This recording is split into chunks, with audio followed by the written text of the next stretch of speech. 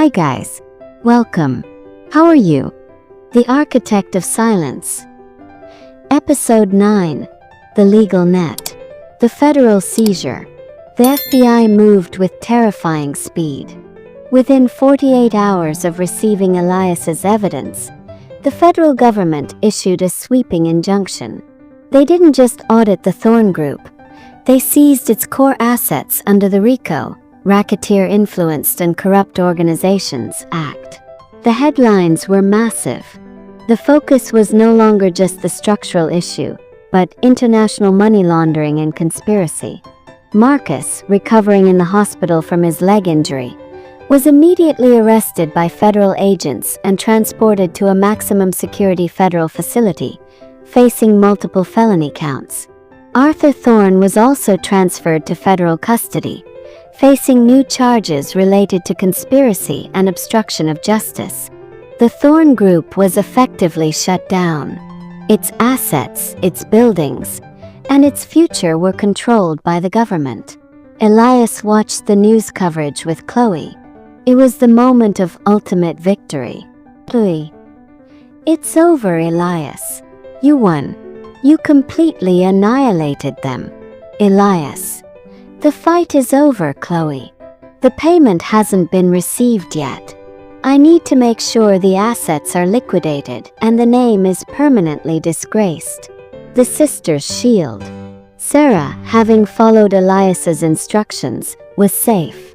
She had resigned, exposed the structural fraud, and isolated her finances. She was called to testify before the grand jury as a whistleblower. Elias contacted her one last time. Elias. You are safe, Sarah. Your money is secured. Now you need to tell the full, unedited truth about Marcus, Arthur, and the original Azure Spire fraud. Do not shield them. Sarah. I'm not shielding anyone. I'm saving myself. But I need to know one thing. My designs for the future. Did I lose those too? Elias. You lost the designs you created under the Thorne name. The designs you create now, built on honest money and integrity, are yours. You have a chance for a true legacy, Sarah. Don't waste it. Sarah's testimony was the final nail in the coffin. She laid bare the full extent of Marcus's greed, providing the human face of the corporate conspiracy. Her calculated betrayal of her family was a masterstroke of self-preservation. The final asset. With the company seized, Elias was ready to claim his professional redemption. The federal receiver appointed by the courts needed someone to stabilize the seized assets, the Azure Spire and the frozen Olympus Tower site. Elias presented himself to the receiver, not as the vengeful architect, but as Elias Thorne, the lead of the Ascendant Group, the only one with the intimate technical knowledge to assess the damage and complete the projects. He provided the original, unedited design documents, proving his sole ownership of the IP. The receiver, impressed by his technical authority and the clear evidence of his non-complicity, immediately appointed Elias as the interim technical director for the seized Thorne assets. Elias. Internal monologue. They tried to take my company, my designs, and my name. Now, the government has handed me back the entire ruined empire, and they're paying me to fix it. The shadow of the past, cliffhanger. The revenge was complete. The company was crushed, the villains were imprisoned, and Elias was professionally redeemed. The only thing left was the personal future. Elias and Chloe were now working side by side, assessing the structural damage to the Azure Spire. The professional intimacy was intoxicating. Chloe, now free and vibrant, looked at him, her eyes soft. What now, Elias? You have the company, your name, and your freedom. What do you want? Elias. I want to finish what I started. I want to build something honest. And I want to build a life that wasn't born out of revenge. Just as they were about to share a moment, Elias received a frantic call from Leo, a voice sharp with alarm.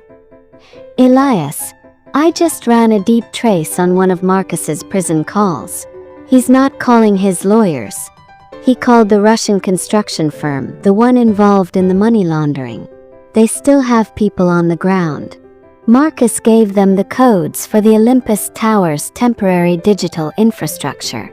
But Elias's blood runs cold. Marcus, even from jail, is attempting one last, devastating act of sabotage. Elias realizes the digital flaws he had planted to create leverage could now be used by the Russian firm to destroy the tower completely.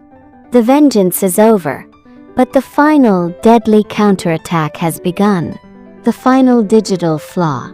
The Russian threat. The call from Leo changed everything. Marcus had not only called the Russian money laundering firm but had also given them the access codes to the digital infrastructure of the frozen Olympus Tower project. Marcus's final desperate act was to destroy the building entirely, ensuring the Thorne Group's assets were worthless. A scorched earth tactic. Elias rushed back to his command center, Chloe at his side. Elias, the Olympus Tower isn't finished, but it has a comprehensive digital nerve center already installed. Marcus gave them access to the BMS, Building Management System. They could flood the site, corrupt the structural data, or worst of all, cause a catastrophic failure when the pilings are eventually poured. Why? Why risk more charges? Elias, because if the company is seized and liquidated, the assets go to the US government. If the assets are destroyed, the Russian firm can claim the land through a series of fraudulent, pre-signed loan documents. It's a calculated financial maneuver from jail.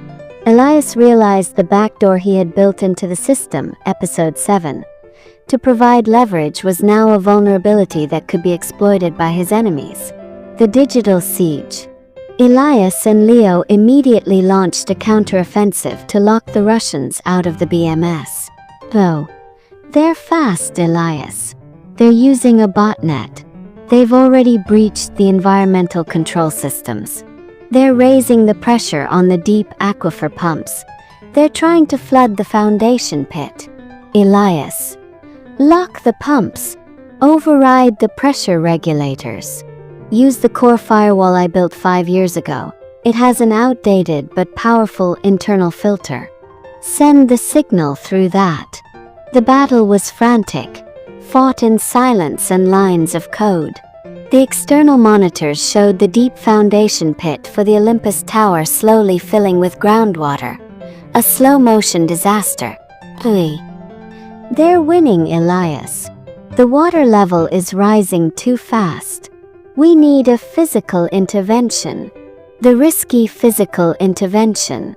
Elias made a split-second decision. He couldn't fight them digitally.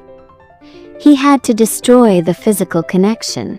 Elias, I need to get to the site's main BMS data center. It's in the abandoned service shed. I have to physically shut down the main circuit breakers. Elias, that place is heavily monitored by federal security. And if the Russians are this dedicated, they might have a ground team waiting for us. Elias, they won't be expecting us. They'll be expecting the feds. Grab the emergency bag. We move now. Elias and Chloe raced to the Olympus Tower construction site. It was dark, fenced, and quiet, patrolled only by skeleton federal security crew. They used Elias's old keycards and knowledge of the security routes to slip past the patrols. They reached the service shed, a small, prefabricated shack housing the digital heart of the site. The final confrontation, cliffhanger. Inside the shack, the server racks were humming, red lights flashing wildly as the Russian malware attempted to control the systems. Suddenly, a figure stepped out of the shadows. It wasn't a Russian agent, but Marcus's former security chief, the man Marcus had fired for incompetence. He was holding a large, military-grade circuit breaker switch. Security chief, grim, focused, Marcus paid me well to clean up his messes. He paid me better to ensure his messes are permanent. This tower dies now. He reached for the main power switch, the ultimate physical kill switch for the site. Elias, don't do it. You'll destroy the entire digital infrastructure. It'll be a total loss. Security Chief. That's the point, Elias. Final vengeance. Elias and Chloe rushed him simultaneously. Chloe tackled his legs, while Elias slammed into the man's chest, knocking the circuit breaker from his hands. The man was powerful, and the struggle was brutal, silent, and desperate. Elias managed to grab the main power switch. He had a fraction of a second to decide. Shut down the system and save the Foundation, or fight the security chief to a standstill. Sage. Elias pulls the main circuit breaker with a deafening final crack. The entire shack goes dark, the server lights dying instantly. The man screams in frustration.